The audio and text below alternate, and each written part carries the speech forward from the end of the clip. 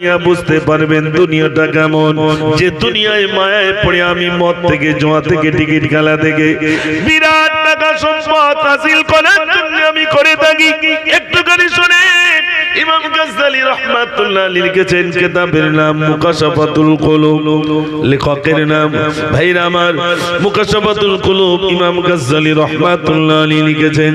ভাইরা আমার কিমিয়ায়ে শাহাদাত ইমাম গাজ্জালী রাহমাতুল্লাহ আলাইহি লিখেছেন। এই কিতাবের ভিতরে এসেছে দুনিয়াটা কেমন। দুনিয়া হলো হযরতে ঈসা আলাইহিস সালাতু ওয়াস সালাম দূর সফরে যাবেন, বাড়ি থেকে 3টে রুটি করে নিলেন, একজন সঙ্গীকে নিলেন, বললেন বাবা চলো চলো আমি দূর সফরে যাব। 3টে রুটি নিলাম, প্যাকেটে রাখো। ভাইরা আমার রাত হয়ে গেল, সঙ্গীকে বলেন সঙ্গী রে রুটি এনেছিলাম, রুটি আমাকে দাও। 3টে রুটির ভিতরে একটা রুটি নিজে খেলেন, একটা রুটি সঙ্গীকে দিলেন আর বললেন বাবা 3য় রুটিটা তুমি প্যাকেটের ভিতরে রেখে দাও, যখন ক্ষুধা পাবে 3য় রুটিটা তুমি আমাকে দেবে। হুজুর ঠিক আছে। ও সোনার ভাইরা আমার, একটা রুটি 2য় রুটি দুজন খেলেন, একটা রুটি রেখে দিতে বললেন, অনেক দূর চলে গেলেন। ভাইরা আবার রাত এসে গেল। হযরতে ঈসা আলাইহিস সালাতু ওয়াস সালাম সঙ্গীকে বললেন, ওরে আমার সঙ্গী রে 3য় রুটিটা তুমি নিয়ে এসো, আমার ক্ষুধা পেয়ে গেল। ভাইরা আমার সঙ্গী বলে রুটি আমাকে দেননি, 3টে রুটি এনেছিলাম, দুজনেই তো বন্টন করে খেয়ে নিলাম। ঈসা নবী বললেন না না না, গতকাল আমি একটা খেলাম, তুমি একটা খেলে, একটা রুটি তো তোমার প্যাকেটে রেখে দিয়েছিলাম, তাড়াতাড়ি করে তুমি বার করো। সঙ্গী মিথ্যা কথা বলল, হুজুর আমি খাইনি রুটি, যাই এনেছিলাম দুজনে খেয়ে নিলাম। হযরত ঈসা আলাইহিস সালাতু ওয়াস সালাম দেখলেন আমার সঙ্গে থেকে আমার সঙ্গে প্রতারণা করে মিথ্যা কথা বলে। ঠিক আছে বাবা চলো চলো বাবা, হাতটা ধরে নিয়ে যাচ্ছেন, সামনে দেখছেন বিরাট বড় একটা নদী পড়লো। নদী পার হবেন, কোন নৌকা নাই, কোন জাহাজ নাই। ঈসা নবী বললেন ও বাবা এই নৌকা নেই, জাহাজ নেই, নদী পার হতে হবে। এক কাজ করো, তুমি আমার হাতটি ধরো, আমি আর তুমি হেঁটে হেঁটে পার থেকে ওপারে চলে যাব। ঈসা নবী হাতটি ধরলেন, বললেন বাবা চোখ বন্ধ করো। হেঁটে হেঁটে এপার থেকে ওপার পর্যন্ত চলে গেলেন। জোরে বলুন না সুবহানাল্লাহ। ভাইরা আমার ওপারে কি ঈসা নবী বলছেন সঙ্গী রে এই নদীটা আমি আর তুমি কেটে কেটে পার থেকে ওপারে চলে এলাম। আমার সঙ্গী বলো বলো তুমি সত্য কথা বলো, আল্লাহর কুদরতি ক্ষমতায় এই নদীটা আমি আর তুমি হেঁটে হেঁটে পার হলাম, সেই আল্লাহকে সাক্ষী রেখে বলো 3য় রুটিটা কোন ব্যক্তি খেয়েছে। হুজুর এই জন্যই নদী হাঁটাচ্ছে, রুটি আমি খাই নাই। খাওনি? না হুজুর খাই নাই। চোর কি অত সহজে শিকার হয় ভাই? এটা হ্যাঁ না বলেন। ঈসা নবী বলছে চলো বাবা। বেশ কিছু দূর গেলেন, ঈসা নবী সঙ্গীকে বলেন সঙ্গী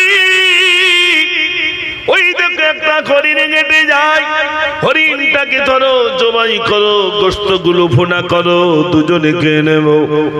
হরিণ ধরলেন, জবাই করলেন, গোশতগুলো ভুনা করে দুজনে খেয়ে নিলেন। ঈসা নবী বললেন বাবা কিছু হাড় কি পড়ে আছে? হুজুর হ্যাঁ পড়ে আছে। বাবা তাড়াতাড়ি নিয়ে এসো। হাড়গুলো আনলেন, ঈসা নবী ফু দিলেন, হরিণ বেড়ে গেল। হরিণটা জঙ্গলের দিকে চলে যায়। ঈসা নবী বললেন আল্লাহর কুদরতি ক্ষমতায় একটা হরিণ ধরলাম, জবাই করলাম, গোশতগুলো ভুনা করে খেয়ে নিলাম, অবশিষ্ট হাড়ে ফু দিলাম, পুনরায় হরিণ বেড়ে গেল। যে আল্লাহর কুদরতি ক্ষমতায় এমনটি হলো, সেই আল্লাহকে সাক্ষী রেখে বলো 3য় রুটিটা কোন ব্যক্তি খেয়েছে। শিষ্য বলছে হুজুর একবার নদী হাঁটাচ্ছে, একবার হরিণ তৈরি করছেন, বলছি তো খাইনি। খাওনি? না। ঈসা নবী বলছে চলো বাবা। ও ভাই আমার বেশ কিছু দূর গেলেন, এবার ঈসা নবী বললেন বাবা কিছু মাটি নিয়ে এসো। কিছু মাটি এনে গেল, মাটিটাকে তিনটে ভাগে ভাগ করলেন। ঈসা নবী ফু দিলেন, মাটি আর মাটি নয়, সোনা হয়ে গেল। ঈসা নবী বলেন, অনুসারী, মাটি আর মাটি নাই, সোনা হয়ে গেল। তুমি একটা রুটি খেয়েছো, তুমি একটা সোনার দোলা নাও। আমি একটা রুটি খেয়েছি, আমি একটা সোনার দোলা নেব। আর তৃতীয় রুটিটা যে খেয়েছে, তৃতীয় সোনার দোলাটা কিন্তু তাকে দেব। দেখো এবার কিছু করা যায় কিনা। আমি একটা খেয়েছি, আমি একটা সোনার দোলা নেব, তুমি একটা করছি, এত অটো করছি, হয় বস না, কেটে পড়, দুটোর একটা হয়, বসতে হবে না তো কেটে পড়তে, কিছু বলবে না, বসো বসো। হ্যাঁ, ভালো কথা বললি বসবে না, একটু তাকবীর দাও দেখি সবাই, একটু জোরে আওয়াজ দেন, নারে তাকবীর। মাশাআল্লাহ মাশাআল্লাহ। এই বাচ্চাগুলোকে আমাদের তৈরি করতে হবে, এরা হলো কাদার দোলা, তাই তো ভাই? ও যেভাবে তৈরি করবো সেইভাবে হবে। কিন্তু বড় দুর্ভাগ্য, তৈরি করার আগে শেষ করে ফেলছি। ভাত খায় না, মা মোবাইল বার করতেছে, বুড়ির কার্টুন উঠলে দেখ আর খা। ঠিক বলছি না ভুল বলছি? মোবাইলের কার্টুন বের করে দিচ্ছে, বুড়ির কার্টুন, ওই দেখ আর খা। আমার ছেলে ভাত খায় না, তাই মোবাইলের কার্টুন বার করে ভাত খাওয়াচ্ছে। আজ কার্টুন দেখবে, কাল তো সর্বনাশ দেখবে না। ঠিক বলছি না ভুল বলছি? ওতে কি সব ভালো জিনিস রয়েছে নাকি? আপনি অবাক হয়ে যাবেন। এই বাচ্চাগুলোকে তৈরি করতে হবে আমাদের। এই যে শিশু বাচ্চাগুলো, এটা আমাদের কলিজার টুকরা সন্তান। ওদের তৈরি করার জন্য বাপ মায়ের মেহনতের প্রয়োজন আছে না নাই ভাই? আচ্ছা, আর বাপ চার দোকান গিয়ে ঠ্যাংনা চাচ্ছে আর বলছে, চারটে ছেলে সপ্তাহে 2000 করে আনে, বড় ছেলের টাকায় চা খাচ্ছি, আর তিনটের টাকা এখনো স্টক আছে। ছেলের কাজ করাচ্ছে আর সপ্তাহে 2000 করে নিচ্ছে, ঠ্যাংনা চাচ্ছে, চা খাচ্ছে। আর চার দোকানদার কি বলছে জানো, এটা বড় ছেলের টাকায় চা খাচ্ছে, আর তিনটের টাকা এখনো আছে। জ্ঞান দিল না, শিক্ষা দিল না। সেদিন এক জায়গায় জলসায় গেছি, সামনে থেকে এক চাচা উঠে বলছে, হুজুর সব মিলাদ তো করছেন, একটু বাপ মা নিয়ে মিলাদ করুন। আচ্ছা কেন? বলছে ছেলে পিলে ভাত দেয় না। আমি বয়স কত ছেলে? বলছে হুজুর প্রায় 42-43 হয়ে গেছে। আমি বললাম তাই তো ঝামাইট হয়ে গেছে, আর হবে না। আমার বলছে তার মানে? আমি বলছি যখন কাদা ছিল তৈরি করার দরকার ছিল, এখন ঝামাইট হয়ে গেছে, মানে রাস্তায় রোলার দেওয়া ছাড়া লাইন নেই। ছোট থাকা অবস্থায় তৈরি করতে হবে না? হবে না? একটু জোরে বলেন। বড় হয়ে গেছে আর এখন কিছু করার নেই ভাই, কি করবেন বলো? বাপ চার দোকানে গিয়ে বলছে, আমার ছেলে চুল কেটেছে 550 টাকা। ক টাকায় ভাই? আপনাদের এখানকার কথা বলছে। 550 টাকায় চুল কেটেছে, বাদর ছাড়। মানুষ তার দিক তাকাতে পারে না, আর বাপ হাসছে। মারটা কম পড়বে বলে মনে হয় ভাই? আপনারা বলুন তো। আপনাদের এখানে তো অনেক কবরস্থান আছে, আমার জামাইবাবু সব দেখালেন। আপনাদের বিশেষ করে রওজা শরীফের সাইটে টাইটে সব দেখালেন আমাকে, এই সব কিছু দেখলাম। বলুন তো, মানুষ মারা গেলে কবরে বাঁশ আগে যায় না লাশ আগে যায় ভাই? বাঁশ আগে যায় না? বাঁশ আগে সব লাইন দেওয়া থাকে, বাঁশ বলে আমি যাচ্ছি তুমি এসো, ব্যবস্থা ওই জায়গায় হবে। সে মারির কোনো সীমা নেই ভাই। মার পড়বে বলে মনে হয়? এখন মনে হচ্ছে হয়তো মারবে না। বিশ্বাস করুন, এত চেঁচাবে কেউ শুনতে পাবে না। ও মারির কেউ শুনতে পাবে না, দুনিয়ার কেউ শুনতে পাবে না। তাই আপনাদেরকে বোঝানোর জন্য এসেছি। এই পুকুর আছে দেখবেন, আমার কথা এখন বিশ্বাস হবে না, এই পুকুরে অনেক মাছ আছে, আছে না? ছোট বড়। তো বড় মাছ সব মাছগুলোকে ডেকেছে, বোঝানোর জন্য বলছি, ভালো করে বুঝবে। বড় মাছ সব মাছগুলোকে ডেকেছে, শোন। বলছে কি? বলে পুকুরে বলে ছিপলা আসে। বলছে তা কি হবে? বলে মুখ দিলেই টান মারবে, আর নিচে থেকে উপরে গিয়ে কিন্তু আচার খেতে হবে। বলছে তারপর? বলছে তারপরে প্যাকেটের ভিতরে নেবে তোকে, নিয়ে ওই বটির ধারে গিয়ে কায়দা করে তোকে ছিলবে। বলছে তারপর? বলছে তারপরে ইটে গিয়ে ঘষে সাদা করবে। তারপর? বলছে তোকে টুকরা টুকরা করবে। বলছে তারপরে? বলছে গরম তেলে ভাজবে, ঝোল করে খাবে। আর মাছগুলো বলছে বাদ দে তো, আমাদের নাকি আবার তুলবে। আচ্ছা ভাই, যারা পুকুরের ওই পানিতে আছে ওরা কি ডেঙ্গার খবর রাখে? একটু জোরে বলেন। আর আমরা ডেঙ্গায় আছি, কবরের খবর রাখবো? রাখি রে। আমি মুজাফফর যদি এখন কবরের কথা এইভাবে বলি যে অত ব্রেনের ভিতরে আসবে না। যেরাম কিনা ওই মাছগুলো বলছিল, তো বড় মাছটা বলছে এই হবে, তা কেউ বিশ্বাস করলো না। এখন এক সিপলা এসে এরকম নাড়া দিচ্ছে, আর যেই ধরেছে মুখ মারল টান, নিচে থেকে উপরে এসে আচার খেলো। যেই আচার খেয়েছে বেশি লাফাচ্ছে বলে ধরে আর একবারই মারল, দিয়ে প্যাকেটের ভিতরে নিয়ে সোজা বাড়িতে গিয়ে মায়ের কাছে বলছে, মা এবার বটিতে কি করো ভাই? একটু জোরে বলে। এবার ছিলছে। যখন ছিলছে তখন ওর মনে পড়েছে, তাই তো এই মিলাদটাই তো বড় মাছ করেছিল।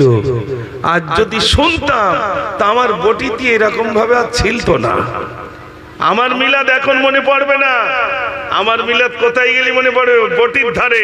তার মানে কবরে গেলে আমার মিলাদটা তখন মনে পড়বে যে দেওয়ান পাড়ায় এক প্লেয়ার এসেছিল, এই মিলাদটাই করেছিল। আর যদি মিলাদটা শুনতাম এই ছেলে আর আমার ছিলতো না। এছাড়া আর বোঝাবার মতো ক্ষমতা বেরেনার আমার নেই। বুঝতে পেরেছেন বলে মনে হচ্ছে ভাই? হ্যাঁ, আলহামদুলিল্লাহ। আর একবার তাকবীর দেন, নারে তাকবীর। কাঁদি জয়নাব, কাঁদি কুলসুম, কাঁদি সাকিনা, কাঁদি জয়নাব, কাঁদি কুলসুম, কাঁদি সাকিনা,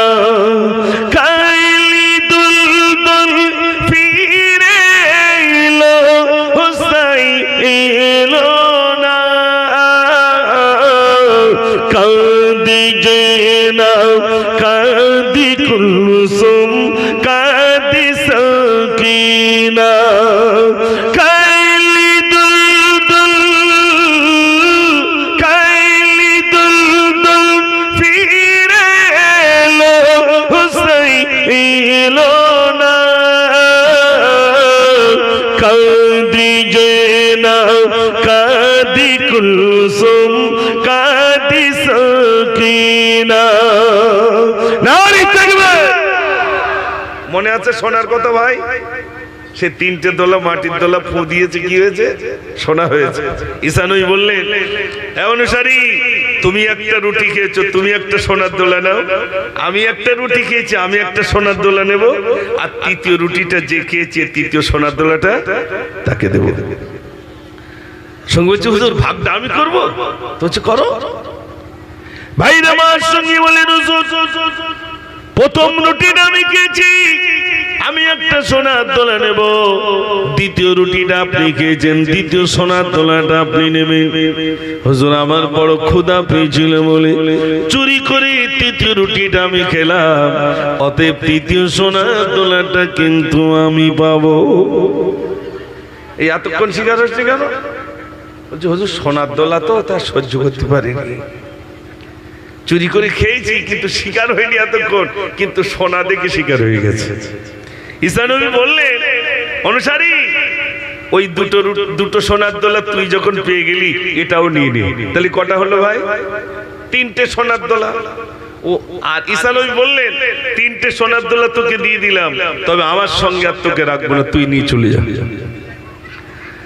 ভাইরা আমার তিনটে সোনার দোলা নিয়ে রাস্তা দিয়ে চলে যায়। হুজুরের আর প্রয়োজন নাই, হুজুরের আর দরকার নাই, তিনটে সোনার দোলা নিয়ে রাস্তা দিয়ে চলে যায়। দুটো ডাকাতের দল আসে ওই রাত্রে। এবার জিজ্ঞাসা করে, গভীর রাতে কোথায় যাস? বলছে আমি ঘরে যাই। তোর প্যাকেটে কি? বলছে কিচ্ছু নাই। সত্য কথা বলছে, আমার প্যাকেটে কিচ্ছু নাই, চুরি বার করেছে, মেরে দেব। বলছে, ভাই মেরো না, মেরো না, আমার প্যাকেটে তিনটে সোনার দোলা, তোমরা দুজন আর আমি একজন সমান ভাগে ভাগ করে নেব, মেরো না। চলো চলো সোনা ভাগ করবো। এক জায়গায় বসে রইল। একজন বলছে, বন্ধুরে দুদিন আগে চুরি করতে পেরেছিলাম, কোনো খাওয়া দাওয়া নাই, কিছু নাই, সোনা নিয়ে কি করব? যদি মারা যায়, এক কাজ করো, আমাদের মধ্য থেকে থেকে একজন বাজারে চলে যাক, সে কিছু খাদ্য কিনে আনুক, আর আমরা দুজনেই সোনা নিয়ে বসে থাকি। ও খাদ্য আনলে আমরা খেয়ে নেব। তিনজন তিনটে সোনার তুলা নিয়ে আমরা চলে যাব। দুজন সোনা চৌকি দিতে বসে রইল, একজনকে বাজারে পাঠালো, যাও তুমি খাদ্য কিনে নিয়ে এসো। সে জনমের মতো হোটেল থেকে খেয়ে নিল, আর বলছে ভাই দুটো পার্সেল করে দেন। দুটো পার্সেল করে দেওয়া হলো। এই প্যাকেটও বিষ দিল, এই প্যাকেটও বিষ দিল। দুটো প্যাকেট ঝুলি ঝুলি আনে, আর বলে বন্ধুরে তিনটে সোনার তোলা না না না, আমি তো জনমের মতো হোটেল থেকে খেয়ে নিলাম, আর তোদের জন্য বিষ মাখা খাদ্য নিয়ে যায়, তোরা দুজন খাবি, তোরা দুজন মারা যাবি। তিনটে সোনার মালিক আমি একা হব। ওর টার্গেট সোনা আমি একা নেব। যে দুজন সোনা চৌকি দেয়, ও দুজন বলছে বন্ধু ছুরি ধার দাও, যে আমাদের সামনে আসবে ওর পেটে মারবো ছুরি, ও তো মারা যাবে। তিনটে সোনার মালিক আমরা দুজন হব। এখন সোনাকে পাই, কষ্ট হচ্ছে নাকি আপনাদের? মাশাআল্লাহ, ঘুম ভেঙেছে বলে মনে হয়। হ্যাঁ, আমি সোনা ভাগ করবো, সোনার মিলাদ হচ্ছে ভাই। চাচা রাস্তাতে যদি যায় আর রাত্রি যদি চিকচিক করে টর্চ লাইট মেরেছে, তুলবে না ফেলে রাখবে ভাই? তুলবে, তুলে দেখবে, নিজে চিনতে পারলো না, বাড়ি নিয়ে যাবে।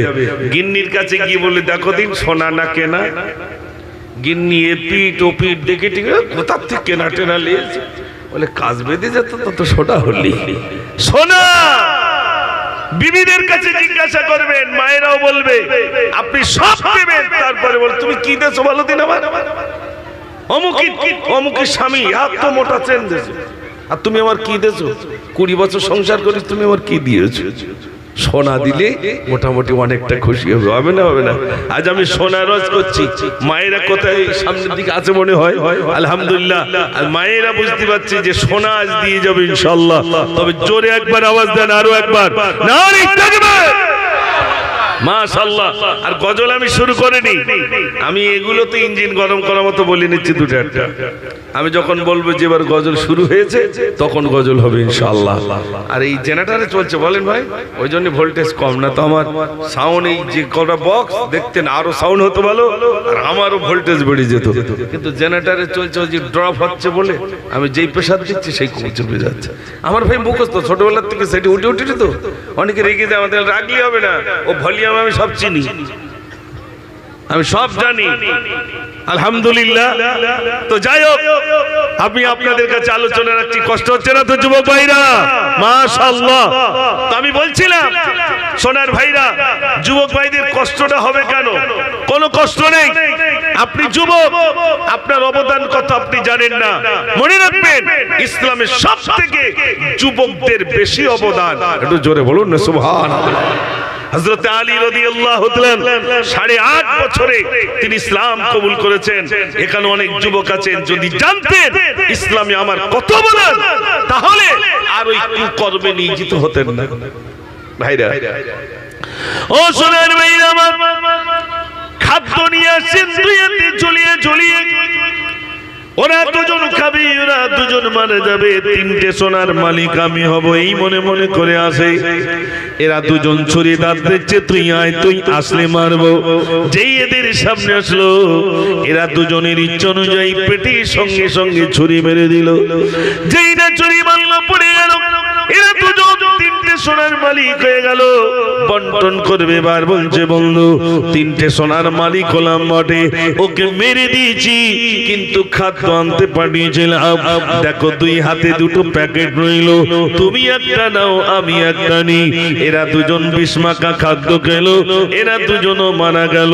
তিনটে লাশ পড়ে, তিনটে সোনার দোলা পড়ে। ঈসা নবী রাস্তা দিয়ে যায়, সঙ্গীরা জিজ্ঞাসা করেন হুজুর ব্যাপারটা একটু বলুন। তিনটে সোনার দোলা, তিনটে লাশ পড়ে রইল। হুজুর বললেন বাবা, ওই তিনটে সোনার দোলা হলো দুনিয়া, চলে যাবে, দুনিয়া রয়ে যাবে, অতএব সম্পদ গুলো রয়ে যাবে, বিরাট বালাখানা গুলো রয়ে যাবে। আপনাকে আমাকে চলে যাওয়া লাগবে, কেউ ধরে রাখতে পারবে না। ও সোনার ভাইরা, এখানে যত ভাইরা রয়েছেন মনে রাখবেন, চলে যাওয়া লাগবে। আপনাকে আর বেশি দিন লাগবে না। বৌমাটা ঘর থেকে বলবি, তোমার আম্মাকে উঠোনের দিকে রাখো, ঘরের ভিতরে ঢুকিও না। তুমি তো জানো আমার মরা মানুষ দেখলে ভয় পায়। বৌমাটা যে সাদের ঘর তৈরি করেছিলেন, বিরাট বালাকারা তৈরি করেছিলেন, ঘরের ভিতরে আর প্রবেশ করাবে না। ভাইরা আমার, এইরকম উঠোনে রেখে দেবে। আর বৌমাটা চুরি করে নিজের বাপের কাছে ফোন করে বলবে, আব্বা তুমি কি শুনেছো? বলছে কি মা বল? বলছে তোমার ভাই অর্থাৎ আমার শ্বশুর মারা গেল। মা আব্বা তুমি জানো এসো না, করুণাই মরেছে, আমার শ্বশুর করুণাই মরেছে, তুমি জানো এসো না। আর যদি এসেই থাকো তাহলে মাস্ক পরে দূরের দিকে থেকো, আমরা তাই ভয়তে যাই না। কথা ঠিক বলছি না ভুল বলছি ভাই? মরে যাওয়ার পরে গোসল দেওয়ার লোক নাই, ছেলেটাও গোসল দেয় না। আপনি আমি মরে দেখবেন ভাইরা আমার, গোসল দেওয়ার কেউ নাই। ছেলে বলে আমার ভয় পায়। যে ছেলের জন্য এত টাকা রাখলেন ব্যাংকে, যে ছেলের জন্য জমি জায়গা ঘর বাড়ি সব করে গেলেন, মরণের পরে ছেলে বলছে আমি গোসল দিতে পারবো না, আমার ভয় লাগে। সেই যারা গোসল দেয় তাদের ডাকতে গেছে, ভাই চলো আমার বাপ মরেছে, একটু গোসল দিয়ে দেবো।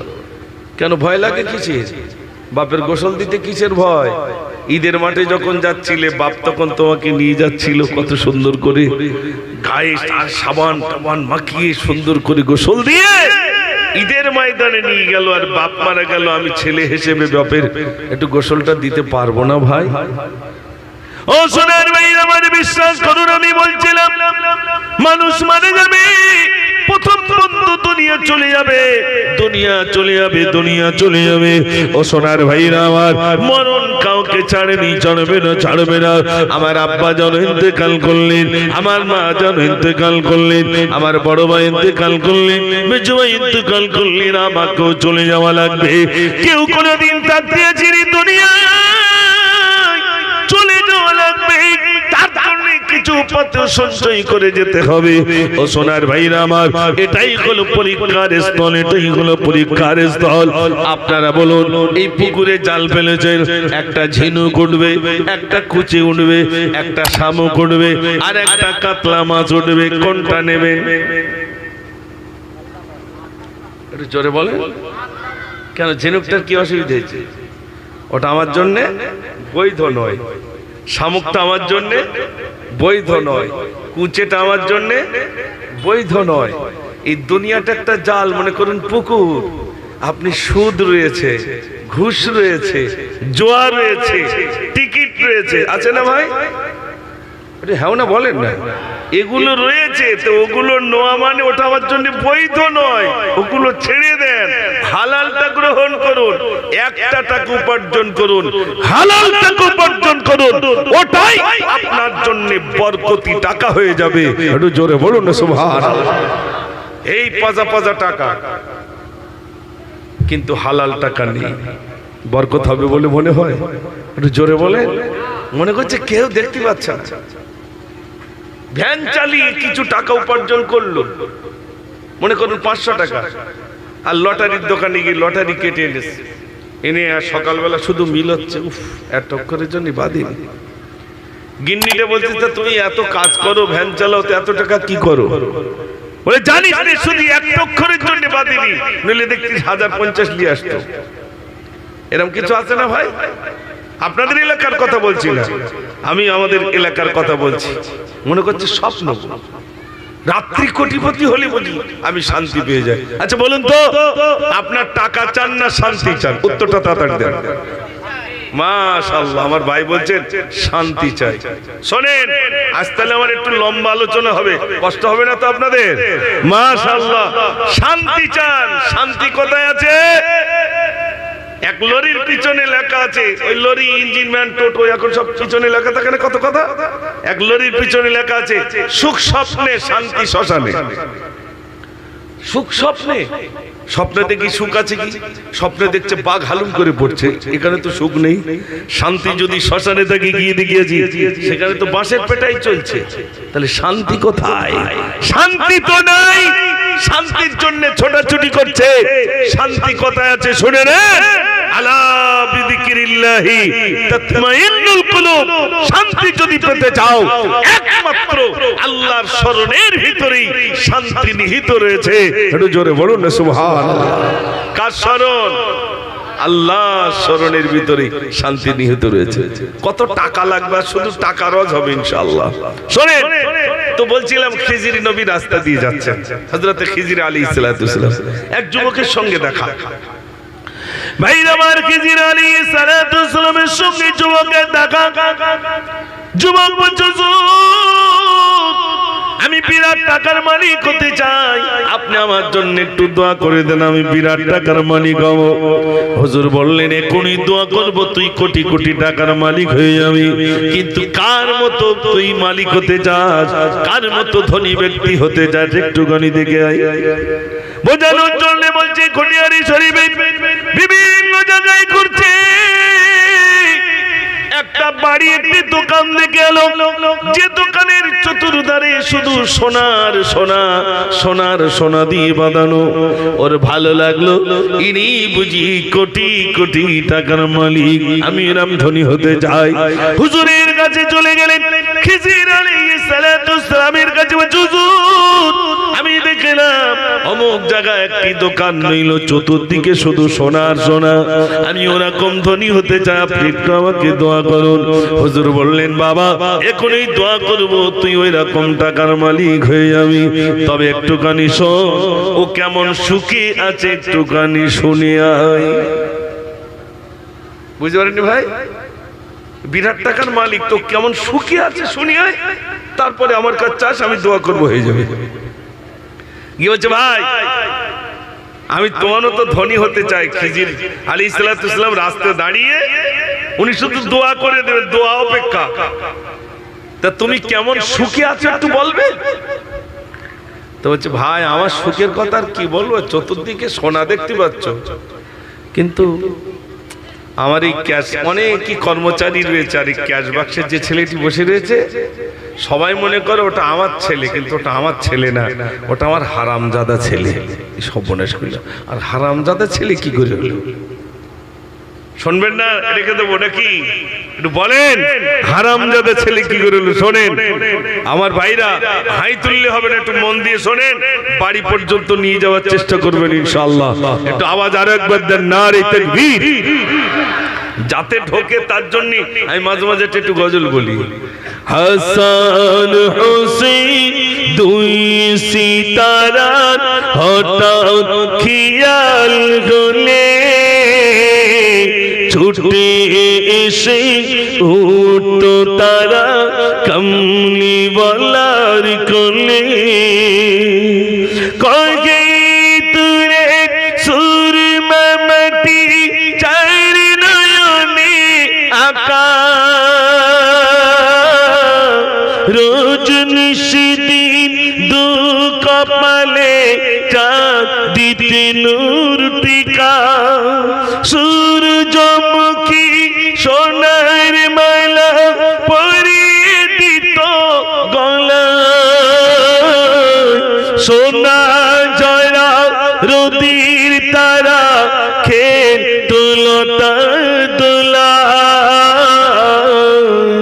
ধুলা বলি কাকুর নিয়ে খেলা খতম হলে, ছুটে এসে উঠতো তারা কমলিওয়ালার কোলে।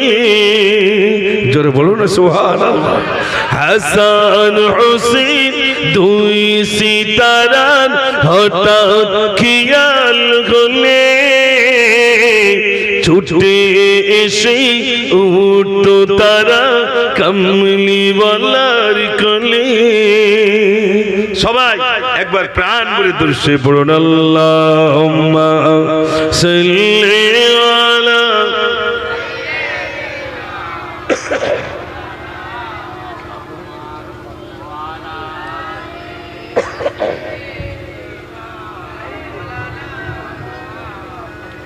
ভাইরা আমার, বলছিলাম আপনাদের কাছে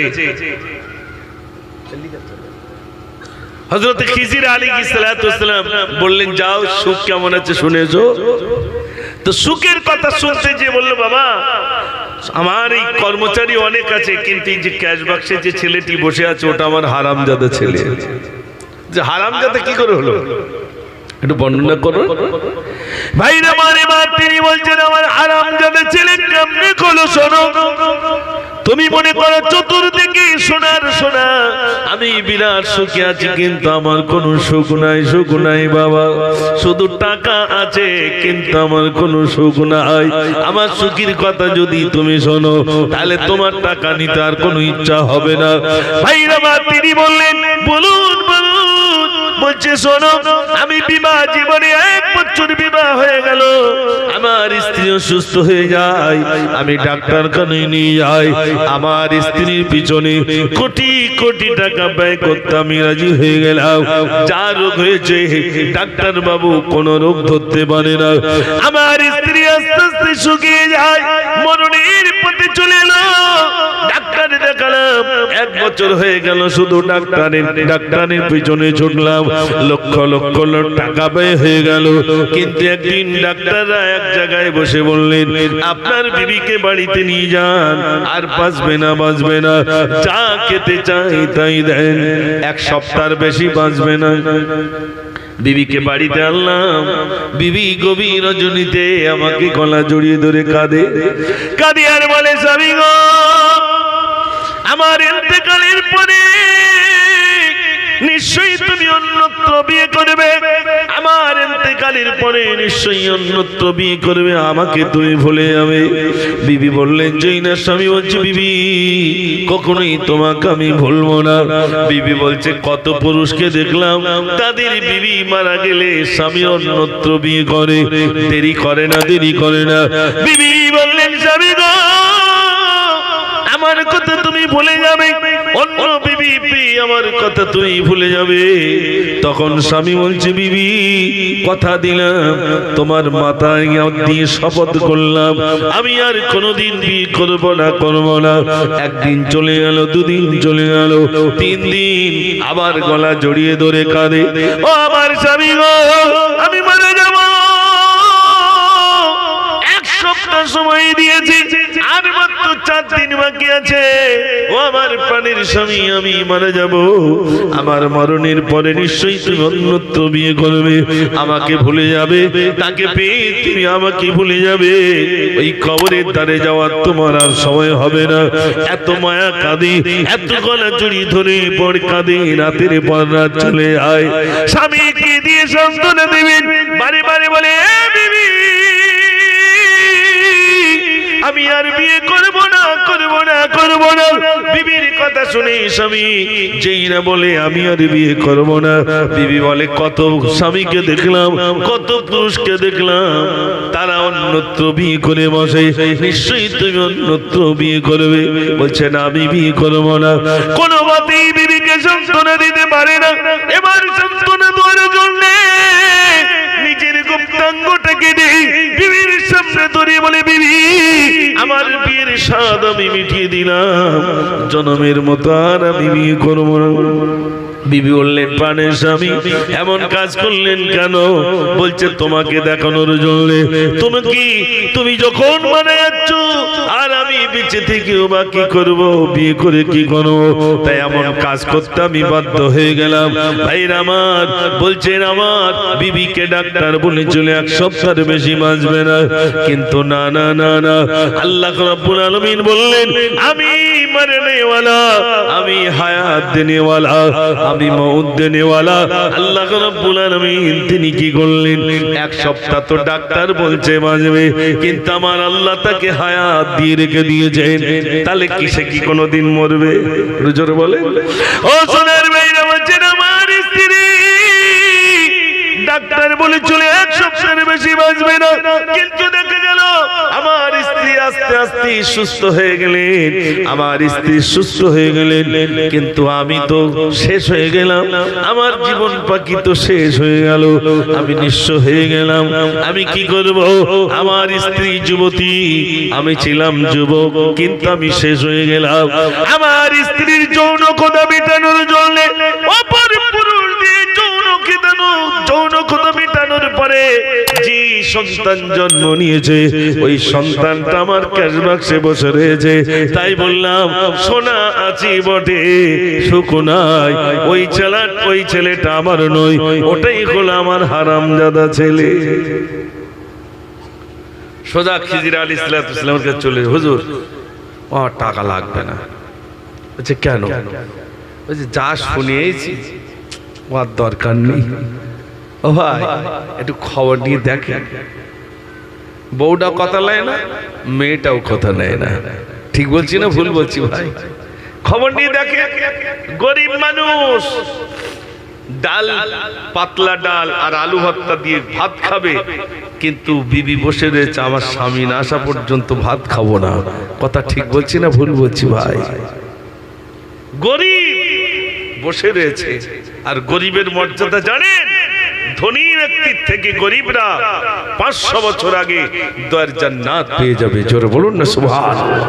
এটা দুনিয়ার 500 বছর নয়, আখিরাতের 500 বছর, মানে দুনিয়ার কোটি কোটি বছর আগে গরিবরা দয়ার জান্নাত পেয়ে যাবে।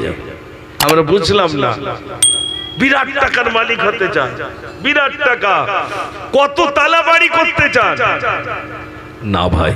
50 বছর, 60 বছর, 70 বছর। আমি মুজাফফর, আমার এই বয়স চলছে 49 বছর বয়স।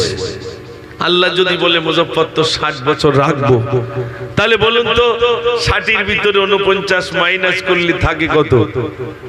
জোরে বলে 11। বয়স বাড়লো না কমলো? কমলো। কারোর বয়স বাড়ছে না।